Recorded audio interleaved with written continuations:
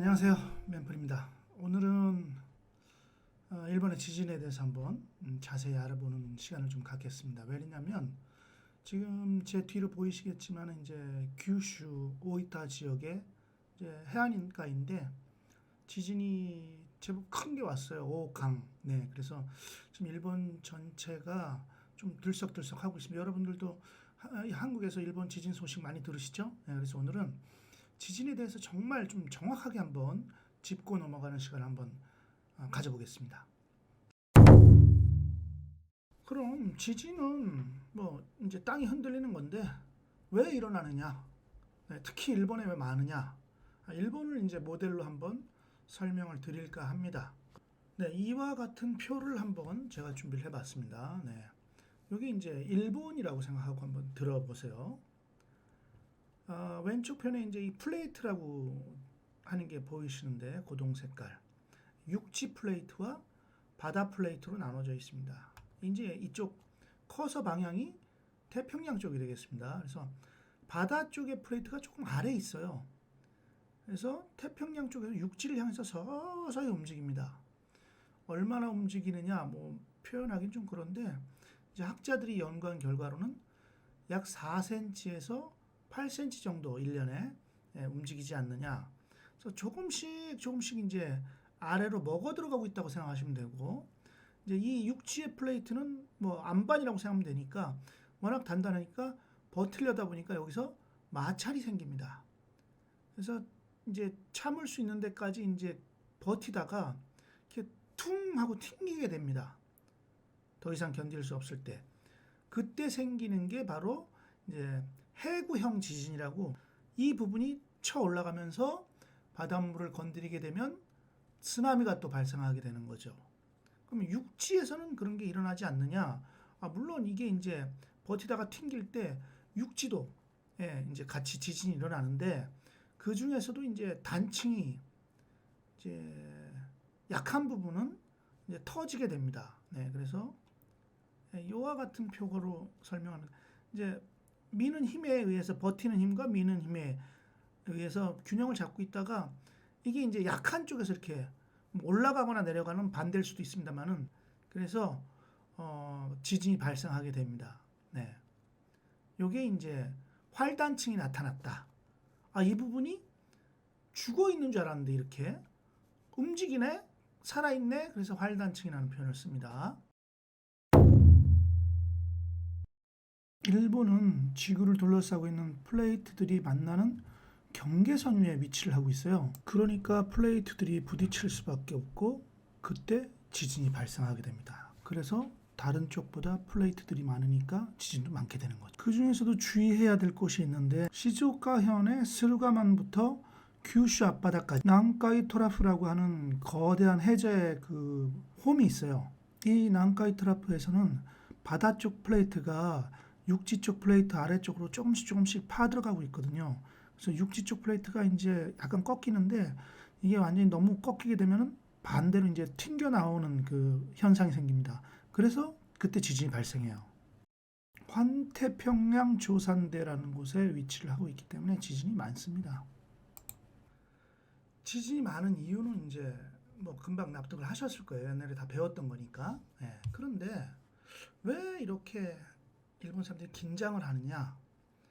이 표를 보시면 이제 이 화살표 지점에 이제 5강이라고 되어 있는데, 5까지는 그럭저럭 그래도 사람이 좀 다치지 않고 버틸 수 있는 한계라고 생각하시면 돼요.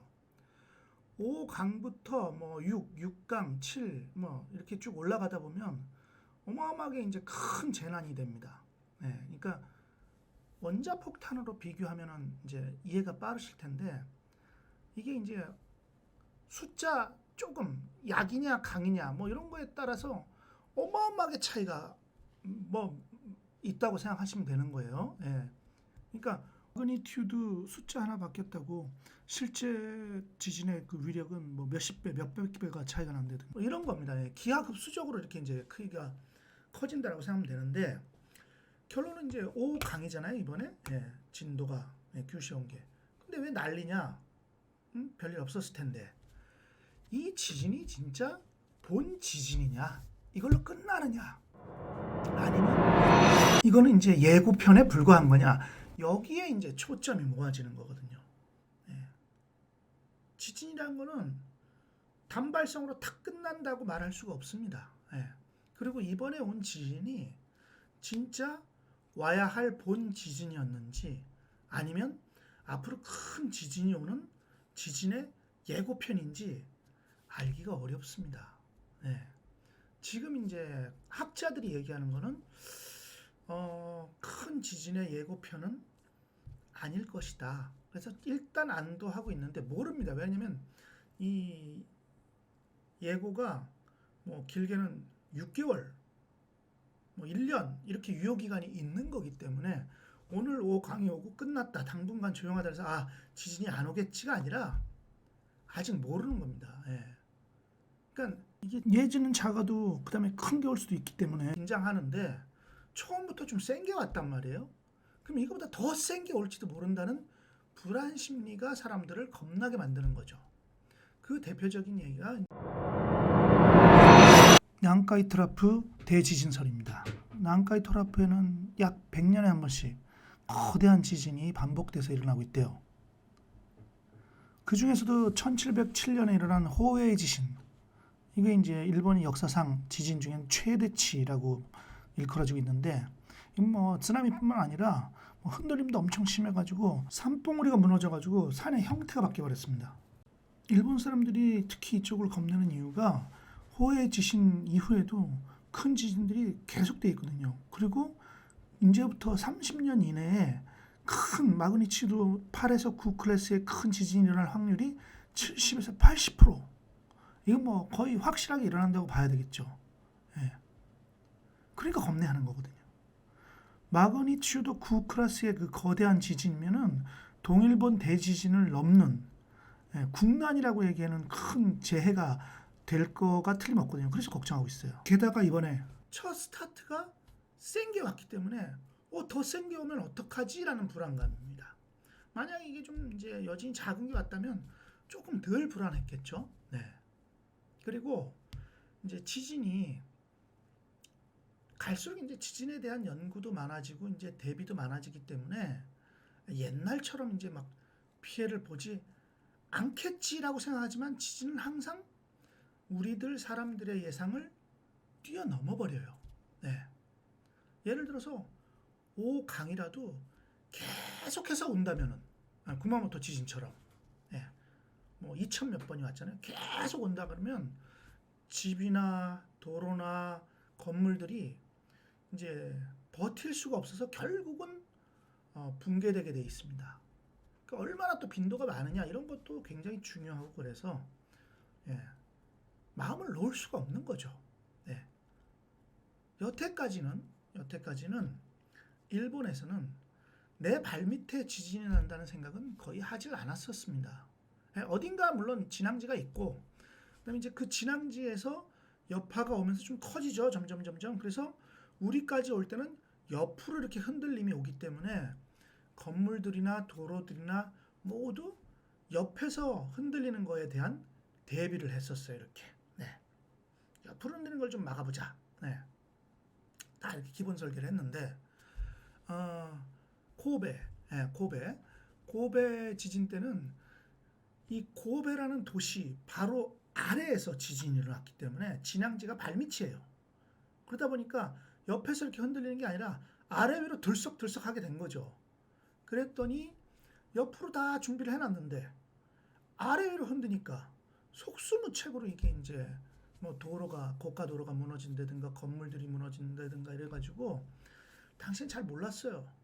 나중에 이제 시간이 지나서 집계를 해보니까 약 6,500명이 그때 그 지진으로 사망한 걸로 나왔습니다. 뭐 재물적 손괴는 뭐 말할 수도 없고요. 그냥 도시 하나가 초토화돼 버린 거죠. 무슨 뭐 원폭 맞은 것처럼. 그래서 이게 또 발밑에서 오는 지진이 정말 무섭구나라는 거를 이제 깨닫게 되면서 그때부터는 옆으로에다가 아래 위까지 보강을 하게 됩니다. 그래서 재밌는 얘기로 일본에서 집을 구할 때 이 집이 언제 만들어졌느냐 고베 그 지진 이후에 만들어졌느냐, 이전에 만들어졌느냐로 굉장히 꼼꼼하게 따집니다. 왜 그러냐면 고베 지진이 일어나고 나서 내진 설계가 강화됐어요. 그러니까 부동산들이 뭘 하냐면 이 집은 괜찮습니다. 이 집은 고베 지진 난 이후 만들어진 집이라 훨씬 안전합니다. 실제로 그렇습니다. 예. 왜냐면 그 전에 있던 집들은 보강을 한다 한들 설계 자체가 다르기 때문에 아무래도 직하 지진에는 약하죠. 예. 그래서 근래 만든 건물들이 단단할 수밖에 없습니다. 네. 그러면 예전의 건물들은 어떻게 해야 되나? 보강할 수밖에 없는 거죠. 어떻게? 나름대로 머리를 써서. 나름대로 머리를 써서. 뭐 예를 들어서 금속으로 아래 위로 이제 이렇게 붙잡아 매서 흔들림이 이제 덜 떨어지게 이렇게 보강을 한다든가 뭔가는 해야 되니까. 그래서 하지만 이거는 이제 수도 직하진이 와서 실제로 흔들어 보기 전까지는 효과는 아무도 모르는 거예요. 그냥 과학적으로 이럴 것 같아서 이렇게 만들었습니다를 믿고 이제 발주를 하는 거죠. 거기에 이제 좀 부실 공사가 있어가지고 이제 댐퍼라고 하는 건데 이제 충격을 흡수하는 그런 장치를 이제 좀 뭐랄까 연구 결과를 좀 높여서 발표를 한다든가 이제 실제보다 좀 약한데 더 세다는 식으로 해가지고 일단 수주 먼저 받고 어떻게 넘어가려고 하는 회사들도 조금 있었습니다. 네. 그래서 지금은 직하 지진이나 옆으로 오는 지진이나 다 지금 대비를 하고 있는데 워낙 큰 게 온다는 설이 있기 때문에 이제 사람들이 그렇게 대비책을 해놔도 무용지물일 것이다. 예. 그래서 지진 대피 요령이라는 거를 항상 아이들한테 숙지를 시키고 발빠르게 대피하는 것보다 더 좋은 건 없기 때문에 네. 안전한 곳을 피해야죠. 예. 그래서 그러면 이제 대피 요령을 한번 알아볼까요? 지진이 날 때는 사실 약한 거면은 이제 걸어 다닐 수도 있고 벽을 붙잡고 좀 몇 발짝 걸을 수 있지만 정말 센 지진이 왔을 때는 꼼짝도 못 합니다. 예. 중심도 못 잡아요. 예. 거기다 이제 막 물건들 떨어지고 막 그러니까 사람 패닉이 오거든요. 그래서 일단은 탁자라든가 이렇게 이제 머리 부분을 좀 보호할 수 있는 그런 장소에 이제 숨는 거 이런 건 괜찮을 수 있죠. 네. 왜냐면 지진이 이제 몇 시간 오는 건 아니니까. 네. 그래서 일단 떨어지는 게 없는지 살피고 이제 머리가 제일 중요하니까 이제 몸을 좀 숨길 수 있는 탁자 밑 같은데 그래서 딱 붙잡고 이렇게 있는 거는 괜찮은 방법이에요. 그리고 조금 흔들림이 이제 진정이 되면 빨리 도망가야지 하고 푸다닥 나가다가 예를 들어서 이제 지붕에 기와장이 떨어진다든가 뭐가 에어컨이 매달려 있다가 툭 떨어진다든가 해서 다칠 수가 있잖아요. 그러니까 그 호랑이한테 물려가도 정신을 차리면 산다고 하잖아요. 그러니까 조금 침착하게 스스로는 침착하게 그래서 주위의 상황을 좀 보고 그 다음에 이제 밖으로 나가야 되고 나가지 못하고 이제 집안에서는 일단 집안에서 대피할 때는 예전에는 그랬어요. 예전에는 목욕탕으로 대피를 해라. 그럼 이제 거기가 공간이 있고 이제 물도 있고 그러니까 만약에 경우가 갇히더라도 살 수 있다라고 얘기를 했었는데 요즘은 좀 바뀌었어요. 집이 있으면 복도로 나가라. 복도. 왜냐면 이제 목욕탕 안에 있어도 갇히는 수가 있단 말이에요. 구조가 언제 올 줄 알고. 예. 못 나가니까 더 갑갑하고 힘들잖아요. 그러지 말고 복도에 집 안에서도 복도에 위치를 하라는 겁니다. 그러면 복도는 주로 떨어지는 게 없으니까 거기다가 눈치 봐서 밖으로 도망갈 수가 있거든요. 예. 그래서 복도로 피해라. 그런 얘기도 있고 그다음에 이제 만약에 제가 높은 층에 좀 살고 있으면 얼른 엘리베이터를 타고 내려가야 되느냐? 아닙니다. 왜? 지진이 났을 때는 제일 생각해야 되는 게 정전이에요. 정전. 엘리베이터를 타고 있어도 정전이 되면 멈출 수밖에 없잖아요. 건물 내부에 이제 자동 전원이 있어가지고 자동으로 이제 운행이 재개되면 그나마 다행인데 그렇지 않을 가능성이 굉장히 크기 때문에 일단 엘리베이터는 타서는 안 됩니다. 사용하지 말 것. 만약에 타고 있다면 어떻게 해야 될까요? 타고 있다면 언제 멈출지 모르고 또 만약에 멈추게 되면 수만 개의 엘리베이터가 있는데 내가 타고 있는 엘리베이터를 제일 먼저 구조주로 온다고 생각할 수도 없기 때문에 일단 나가야 되잖아요. 나가기 위해서는 전 층을 다 눌러야 됩니다. 얼른 빨리. 그래가지고 제일 먼저 멈추는 층에서 안전을 확인하고 내려야 돼요. 엘리베이터가 어떻게 될지 모르니까. 그 다음에 계단이나 이런 걸 통해서 밖으로 이동하는 걸로 생각을 하고 계시면 됩니다. 일단은 타지 말아야 된다. 탔을 경우에도 아무데나 막 눌러서 전부 다 눌러서 빨리 나가는 게 좋다. 예, 그리고 밖으로 나갈 때는 낙하물이나 뭐 이런 거를 조심하고 예, 유리창이 깨져서 떨어질 수도 있으니까 그런 게 없으면 이제 안전하고 넓은 곳으로 운동장 같은 곳으로 대피하는 게 좋다고 생각합니다. 예, 고층일 경우는 빨리 힘들어도 내려와야죠. 예. 그리고 가족들끼리 평소에 이제 약속을 제가 해놓으라고 하잖아요. 지진이 나니까 통신이 두절돼요. 아빠가 지금 직장에 있는데 우리 애가 학원에 있는데 연락이 안 되는 걸 얼마나 답답해요. 그리고 교통이 일단 정체가 되고 통제가 되기 때문에 며칠 동안 못 만날 가능성도 큽니다. 그렇기 때문에 우리는 혹시나 뭐 지진 때 이제 무슨 일 있으면 어느 학교에서 만나다든가 아니면 어느 대피소에서 만나자고 미리 항상 이제 기억을 하고 있어야죠. 얘기를 해놔야죠. 네. 그리고 평소 때 귀가할 때 이쪽은 다리가 옛날에 만들어졌으니까 지진이 나면은 내진이 좀 없어서 무너질 수도 있겠구나. 뭐 이런 걸 평소에 생각하고 있어야 된다는 거죠. 네.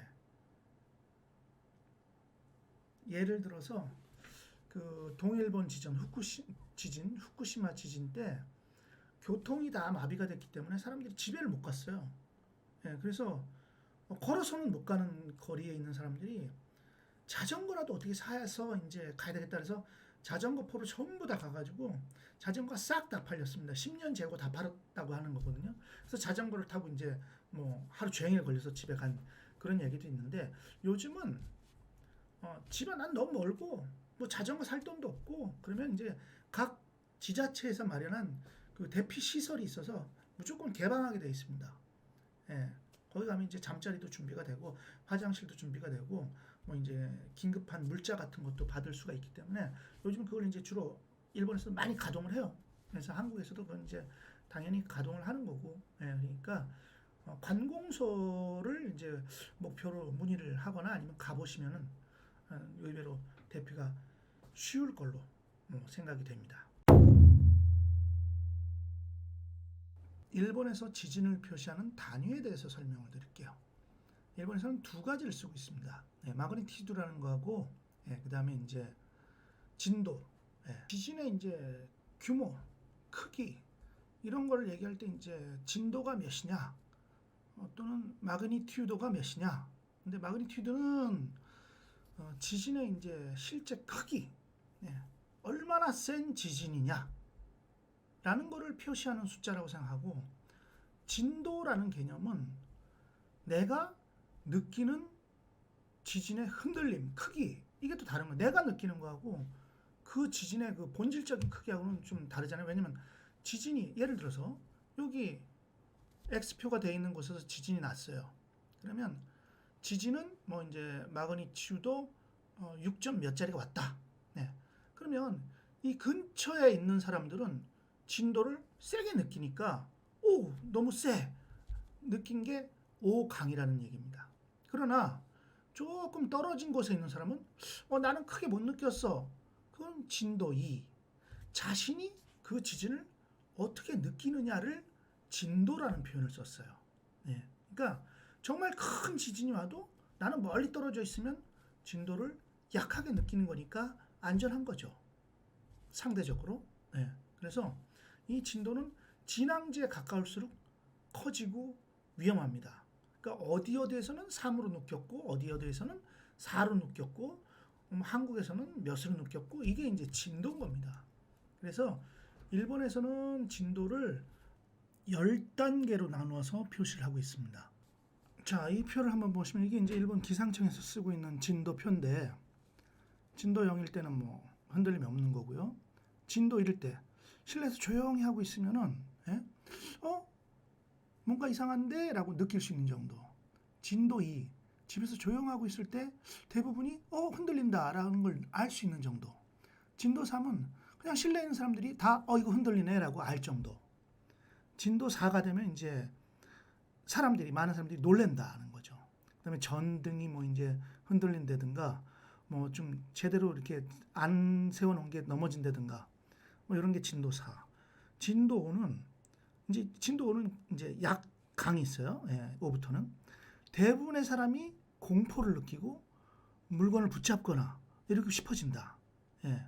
그다음에 이제 뭐 선반에 있던 식기나 책 이런 게 떨어지고 고정하지 않은 가구가 이제 막 이동하거나 불안정하게 넘어지거나 5강이 되면은 뭔가 붙잡지 않으면 이제 걸을 수도 없고, 예. 그다음에 이제 선반에 있던 거는 뭐 다 떨어지고, 예. 그다음에 고정하지 않은 가구는 거의 넘어지는 게 많고, 예.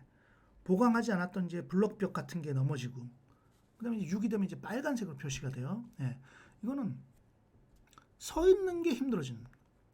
고정하지 않은 가구는 다 거의 다 이동하고 넘어지고, 그다음에 문이 안 열리고, 그다음에 벽에 타일이나 창이 깨지고 또 떨어지고, 그다음에 이제 내진이 좀 약한 목조 건물들은 이제 기와가 떨어지거나 건물이 기울어지거나 넘어지는 경우도 가끔 있고, 6강 이거는 기지 않으면 움직일 수가 없는 정도, 또 날아갈 수도 있고, 그다음에 이제 고정하지 않은 가구는 뭐 거의 다 이동하거나 넘어지거나, 네. 그다음에 내진성이 약한 그 목조 건물은 기울어지고 넘어지고 이런 게 많아지고, 그다음에 이제 크게 땅이 갈라지거나 뭐 이런 게 발생할 수 있다는 겁니다. 그다음에 이제 산사태가 일어나거나. 7이 되면 내진성이 약한 목조 건물은 기울어지고 넘어지는 게 더 많아지고, 그다음에 이제 내진성이 높은 목조 건물도 기울어지기가 시작하고, 그다음에 이제 내진성이 약한 콘크리트 건물도 무너질 수도 있다. 무너지는 것도 많다. 뭐 이렇게 나눠집니다. 그러니까 7 이상은 왜 없냐 하면 그 이상의 지진은 아직 안 왔기 때문에. 네, 원래는 이게 4단계였는데 점점 늘었다고 하네요. 그러니까 이제 진도 7 정도 되면 일본 사람들은 뭐 대지진이라고 표현을 합니다. 예. 마그니튜드로 하면은 뭐 8, 9 뭐 이렇게 막 넘어가겠죠. 예. 진도에서는 7이 여태까지는 제일 센 거였다. 네. 자, 그러면 일본 진도 계급에서 최대치는 7이냐 아니면 10이냐 그러는데, 진도 7이 최대입니다. 단계는 10단계인데 진도는 7이 제일 센 겁니다. 왜 1부터 10단계로 하면 더 알기 쉽지 않아? 이렇게 생각하시는 분이 계실 건데, 그래서 일본에서 안 그래도 조사를 했어요. 그래서 이 보면은 진도 5부터 약강에 들어가서 이게 7 가서 10단계거든요. 근데 이거를 1, 2, 3, 4로 해서 10단계로 하자라는 분도 계신데, 이거를 이제 리서치를 해봤더니 7 쪽이 오히려 더 알기 쉽다, 이런 의견이 더 많습니다. 그래서 현재는 지금 이 방법을 일본에서는 채택하고 있다. 여기 이제 일본의 내진에 대한 기준인데요. 먼저 이제 생긴 거는 1950년에 먼저 생겼고, 이제 중지진이라는 거는 한 5 정도를 얘기를 합니다. 예, 기본적으로. 그래서 옛날 내진 기준은 5 정도에도 이제 건물이 무너지지 않아야 된다. 예, 그다음에 그 이상의 큰 지진에 대해서는 뭐 어쩔 수 없는 거겠지라고 특별히 규제를 안 했어요. 5 정도에만 무너지지 않으면 된다. 그랬던 게 이제 1981년에 이제 규정으로 바뀝니다. 그래서 그때는 뭐냐면 이제 진도 5 정도가 와도 새로운 기준에서는 경미한 뭐 금 가는 정도로 멈춰야 되게끔 내진을 넣어야 된다. 예, 이렇게 얘기를 했고, 그다음에 대지진일 경우 6이나 7이나 뭐 그 정도의 큰 지진일 경우에도 건물이 무너져서는 안 된다라고 표현하고 있어요. 왜? 사람을 살려야 되기 때문에. 이게 이제 내진 기준입니다. 크게 생각하는 내진 기준. 그러면 이제 그 내진에는 어떤 종류, 뭐 집을 이제 지진으로부터 견디게 하는 거는 여러 종류의 방법이 있는데 크게 일본에서는 세 가지로 나눕니다. 그래서 이제 대진이라 그래서 이게 이제 우리나라 말로 하면 이제 내진이랑 같은 얘기인데 지진에 견딘다. 그러니까 이제 건물을 단단하게 고정시키는 겁니다. 예. 그래서 기초가 고정돼 있고 단단하게 고정시켜서 흔들었을 때 이제 버틸 수 있는 힘 이걸 대진이라고 하고 우리말로 내진이라고 생각하시면 됩니다. 그다음에 면진이라고 있습니다. 면진. 요거는 뭐냐면 그림을 자세히 보시면 이제 지진의 그 흔들림이 올라오는데 기초가 흔들린다는 겁니다. 이게 이제 옆으로 굴러가는 도르래나 롤라로 생각하시면 될 것 같아요. 예. 롤라로 충격을 집에 전달을 안 하는 겁니다. 예. 이런 방법이 있네. 그러니까 큰 쇠구슬 위에 철판을 놓고 그 위에 집을 지어서 지진이 올 때마다 좌우로 이렇게 흔들리게 만들었다. 그래서 지진의 힘을 집으로 전달하지 않는 게 면진입니다. 그다음에 이제 재진이라는 것은 뭐냐면 쉽게 말해서 충격을 흡수해 버리는 겁니다. 기초는 고정이 되어 있습니다. 그러니까 대진하고 재진은 똑같이 기초를 고정시켜 놓은 거고 면진은 기초를 고정시키지 않은 겁니다. 이게 따라서 이제 큰 메리트와 데메리트가 있는데 뭐 대진은 우리나라 내진 같은 거니까 이제 기초적인 거고 면진과 재진을 한번 비교를 해볼게요. 면진은 뭐냐면 이 지진력을 건물에 전달을 안 해야 되니까 이게 비용이 많이 들어갑니다. 이런 거 다 깔고 그 위에 또 집을 짓고 이래야 되니까 비용이 많이 들고 이게 의외로 태풍에 약하대요. 왜냐면 집이 흔들리니까. 흔들릴 때마다 뭐 가구가 쓰러진다든가 뭐가 떨어진다든가 할 수가 있잖아요. 집 자체는 보존되지만 예. 그래서 면지는 이제 소규모 가정집 같은 데서는 쓸 수 있는데 큰 빌딩 같은 데는 빌딩 전체를 움직이게 할 수가 없잖아요. 그래서 면지는 주로 안 쓰고 이제 큰 빌딩 같은 데는 이 재진을 씁니다. 재진은 충격을 흡수하는 거기 때문에 충격 오는 걸 이 댐퍼라는 거에 있어서 이제 흡수를 하는 거죠. 이건 뭐 유압식도 있을 수도 있고 스프링식도 있을 수 있고 많이 있는데 주로 큰 건물에 적합하고 면진보다는 뭐 코스트가 좀 덜 들어갑니다. 조금 싸게 먹힙니다. 그러니까 면진이냐 재진이냐는 이제 건물주가 생각을 해야 되는 거겠죠. 예. 그래서 이제 일본에서는 우리 집은 도대체 어떤 걸로 할까? 내 집만 조금 넓까? 아니면 면진을 만들까? 재진을 할까? 근데 뭐 빌딩이 아니니까 보통 가구 같은 경우에는 이제 내진 설계, 대진이라고 하는 걸 조금 넣을까? 아니면 면진을 할까? 근데 이게 면진이 돈이 많이 들어가요. 그래서 이거 빼고 그냥 대진만 해서 요거 남는 돈으로 세계 일주는 한번 가자. 이런 사람도 많고 끝까지 요거 가지고 고민을 하는 셀러리맨들. 왜냐면 돈을 빌려서 집을 짓는 거고 몇십 년 론을 갚아가야 되는 거니까 굉장히 현실적인 문제거든요. 그래서 선배들한테 물어본다든가 뭐 그래도 답이 없죠. 본인이 결정한 사항입니다. 우선 관동 대지진 여러분들 한번 들어보셨을 거예요. 1923년 9월 1일 날 11시 58분경에 가나가와 서쪽부터 사가와만 뭐 이렇게 해서 진원지가 돼가지고 마그니튜드로 7.9의 그 대지진이 일어난 걸 관동 대진이라고 합니다. 이때 죽은 사람 행방불명 뭐 결국 죽은 사람이죠. 이제 10만 명 이상. 그다음에 이제 집이 무너진 것도 10만 채 이상. 근데 이제 일본 그 지진사에 있어서 수도권을 이제 직격한 최대 규모의 재해였습니다. 예. 건물들 넘어진 것도 그렇지만은 이게 이제 지진 발생한 시간이 11시 58분이잖아요. 그러니까 많이 사람들이 밥을 해야 되니까 밥을 하느라고 화재가 많이 났대요. 예, 딱 밥하는 시간이라. 그래서 좀 참혹한데 현장을 잠깐 보여드리겠습니다. 네. 네. 뭐 다 타버리고 없어요. 예. 그러니까 이게 지진이 나면 일본은 나무집이라서 이게 피해가 큰 거예요.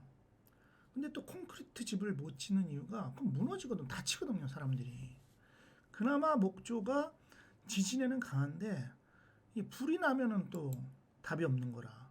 네. 뭐 많은 사람들이 이제 남아 있는 게 이제 뭐 벽돌 건물 몇 개 이렇게 있고 또 안 무너진 것도 있는데 요 뒤에 보면 이게 오중탑이에요. 저 탑은 왜 남았어? 탑은 내진이 되어 있습니다. 요거는 나중에 제 동영상 중에 니꼬 편을 보시면은 그 원리에 대해서 설명을 해놨습니다. 가운데 추가 있어요. 그래서 이제 내진 설계가 본의 아니게 들어가 있는 과거부터. 이게 이제 관동 대지진. 이때 뭐 죄 없는 조선 사람들이 한국 사람들이 어마어마하게 희생을 당했죠. 그래서 저희들한테는 더더욱 잊을 수 없는 그런 지진이기도 합니다. 네, 지금 보시는 게 이제 한신 아와지 다이신사이라고 해가지고 95년도 1월 17일 날 새벽으로 기억합니다. 5시 46분으로 되어 있네요. 어마어마했어요. 저는 그때 동경에 있었기 때문에 직접 느끼지만 동경까지는 여파가 없었습니다. 자고 일어났는데 뭐 뉴스가 난리도 아니었습니다. 이제 일본으로 따지면 평성 7년 정도. 제가 일본어고 꽤 됐을 때긴 했는데 한 4, 5년 됐을 때인데 대단했었습니다. 그때 주로 이제 보시면은 가운데 여기 이제 7 돼 있는 게 이제 고베 지역이에요. 고베. 바로 아와지라는 이제 섬이 있거든요. 한신 아와지. 그러니까 고베하고 아와지 사이에 그 대교도 하나 큰 게 있는데 그쪽이 제일 셌고 오사카는 조금 약했어요. 4 정도면은 뭐 그렇게 센 게 아니거든요. 그래서 오사카는 의외로 피해가 별로 없었습니다. 근데 고베가 그냥 직격탄을 맞았어요. 바닷가 도시인데. 그래서 보면은 이제 죽은 사람이 6,434명, 약 6,500명 정도. 그다음에 뭐 중상이 10,000명, 경상이 한 33,000명 정도.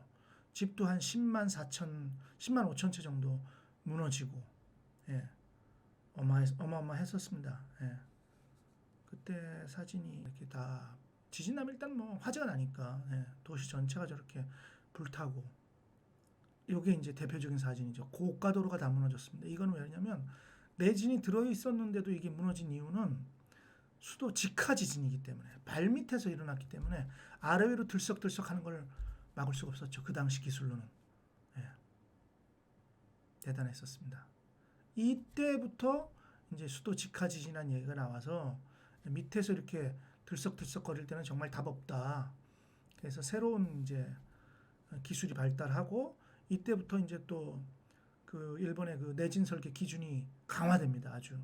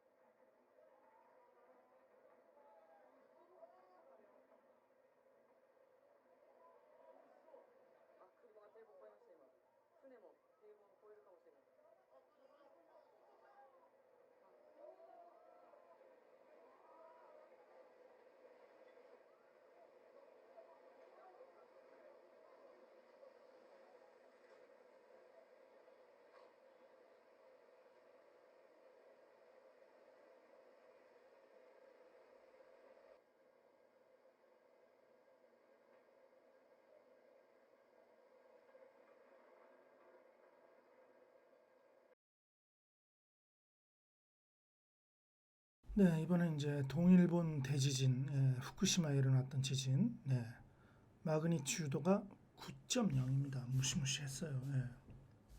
2011년 3월 11일, 2시 46분. 아, 이때 기억해요. 제 머릿속에 선합니다, 아직.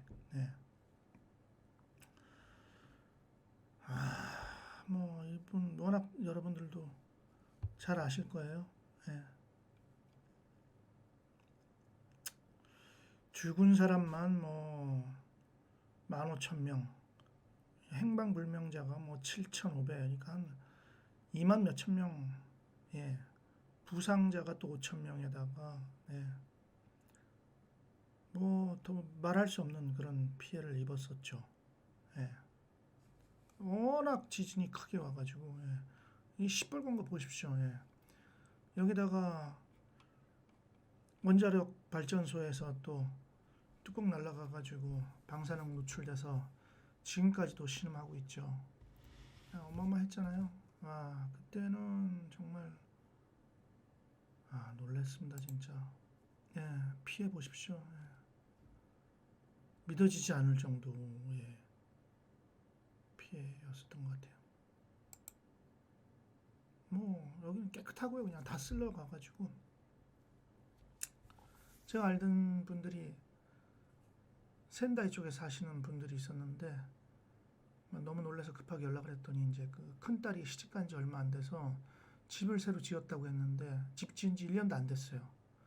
집하고 같이 따님이 그냥 떠내려가 버려가지고 말을 잊질 못하시더라고요. 근데 정말 다행이었던 건 일주일 뒤에 그 따님이 살아 돌아왔어요. 정말 천만 다행이었습니다. 이런 게 근래에 일어나고 있어요. 네. 가장 근래는 이제 큰 지진으로서 이제 구마모토. 이때도 6.5 뭐 계속하다가 제일 높은 게 진도 7까지 왔었네요. 2016년 4월 14일 9시 밤 9시 26분. 이것도 어마어마하게 계속 이어지는 바람에 대단히 피해가 컸습니다. 집이 뭐 너무 많이 무너졌었죠 그때. 피해 상황 잠깐 볼까요? 구마모토 성 얼마 전에 다 이제 보수가 끝나서 일반에 개방을 했었죠. 저렇게 땅이 갈라진 거 보세요. 계속되는 지진에 견디지 못하고 아소지옥으로 기억하는데 집들도 뭐 버틸 수가 없죠. 계속 흔들어대니까. 이렇게 어마어마한 피해가 있기 때문에 일본 사람들이 지진에 대해서는 아주 경악을 하고 겁을 내고 하는 겁니다.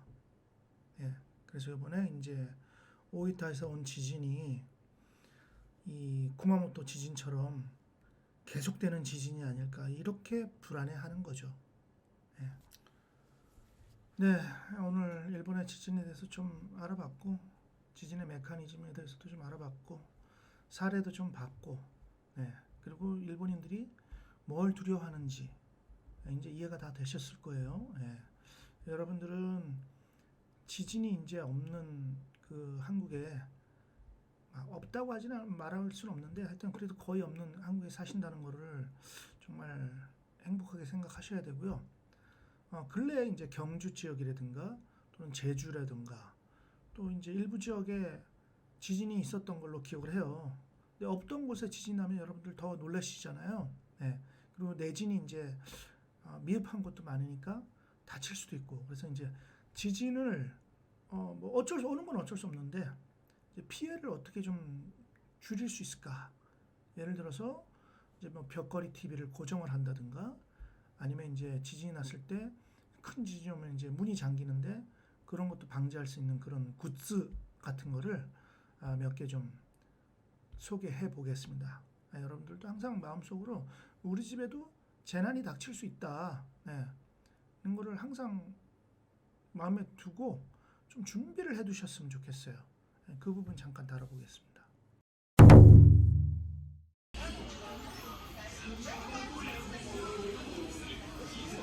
가구 덴토보시 가나도. 그러니까 이게 가구가 탁 자빠지는 걸 막아주는 거 이거 괜찮네.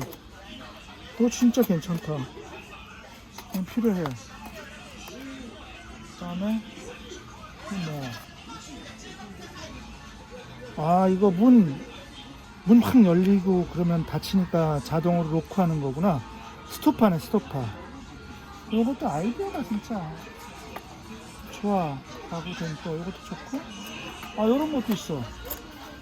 철사줄로 묶어놨네. 쇠사슬로.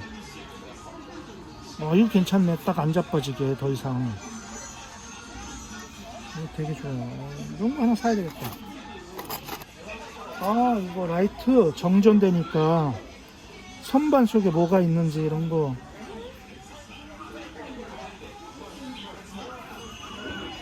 붙여놓으면은 계속 야광 같은 게 발광이 되는 거네. 이것도, 야광이네, 야광. 야광이 약해? LED 해중 정도 이런 건 뭐 필요 없고 다 있고. 비상식량 같은 거는 뭐 어차피 한국에 다 있는 거고. 2시간에 휴대폰 풀 충전. 크기도 조그만해. 요거는 딱 접어가지고 가져다니. 요거는 필요하다. 그다음 뭐야 이거는?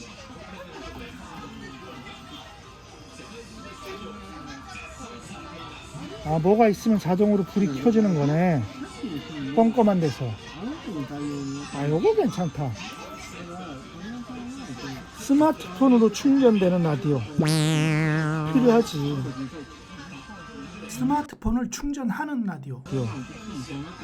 가격은 3,000원이니까 한 3만원 정도 되네. 싸지 않네. 핸디 라이트인데 막 돌려가지고 충전시키는 거네. 수동으로 막 돌려서 전기로 발전해서. 이건 배터리 필요 없지. 오케이. 이거다. 단스 넘어가지 말라고. 단스마다 이게 필요한 거. 한국에는 농이 많으니까. 이렇게 벨트식으로 딱 해가지고 가구가 있으면 딱 걸어서 훅으로 딱 걸어서 벨트 모습 박아놓으면 안 자빠진다는 거지. 단스 가드네. 단스 가드 2. 단스 가드 2. 지진 하면서. 그러면 이게 단스 가드 1이네.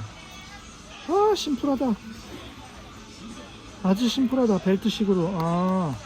그러면 이걸 응용해가지고 벽에다 그냥 못 좀 박아놓고 그 끈으로 다 이렇게 농 같은 앞에 이렇게 후크만 걸어놔도 되겠네. 이거는 기본적인 거네. 아주 기본적인 거.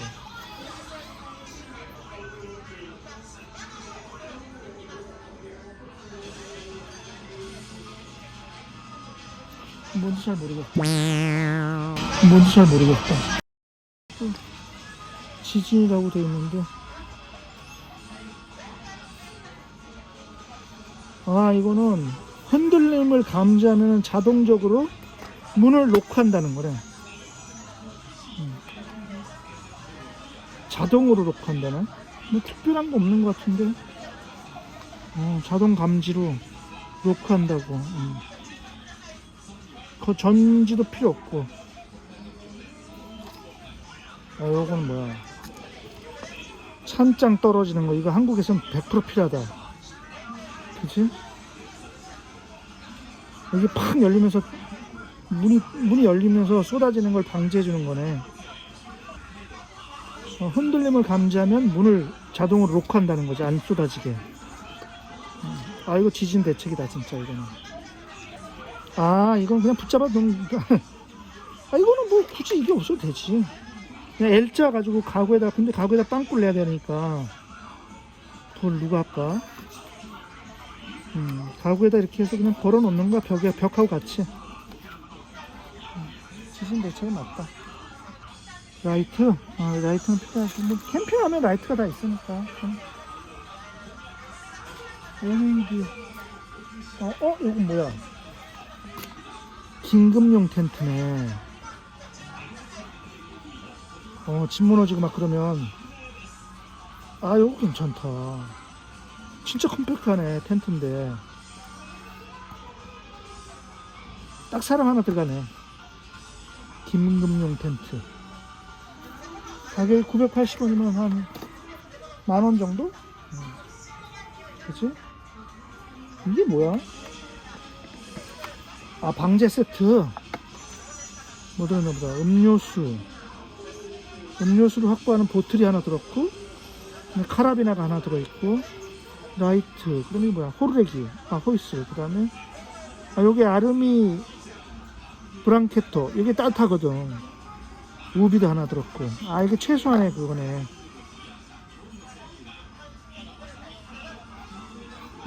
비상사태라고 써있네. 그게 780원이면 한 8,000원 정도네. 그 밑에는 뭐 없나? 대강 그 정도는 맞다. 이쪽은 뭘까? 이건 뭐야? 스푼이 들어있네. 숟가락 들어있네. 숟가락 들어있고 300원이면 3,000원 정도. 한 끼 3,000원. 맛있어 보이진 않고. 캔은 케이크인데 이런 건 진짜 필요할 것 같아. 뭐래 다도 굉장히 보존기간 얼마인가 보자.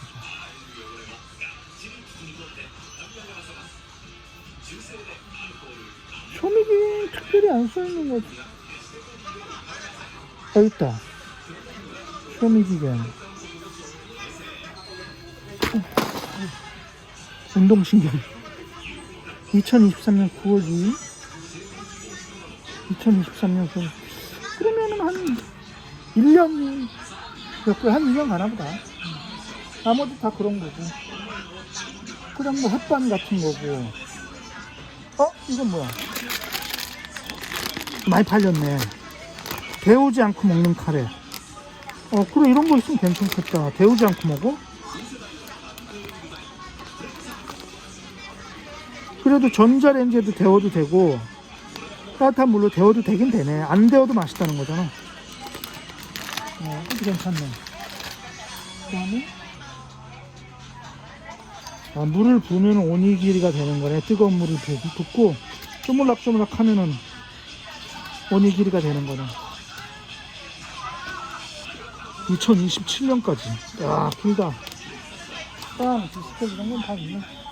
다른 거 한번 먹어보자. 마지막으로 제가 드리고 싶은 말씀은 지진이라는 이 단어를 가지고 한국 사람하고 일본 사람하고 받아들이는 태도 자체가 틀려요. 왜냐면 앞서 쭉 이제 많은 지진에 대해서 설명을 드렸지만 일본 사람들은 조상을 거슬러 올라가면 누군가는 지진에 의해서 죽었거나 다쳤거나 피해를 입은 사람들이 대부분이에요. 네.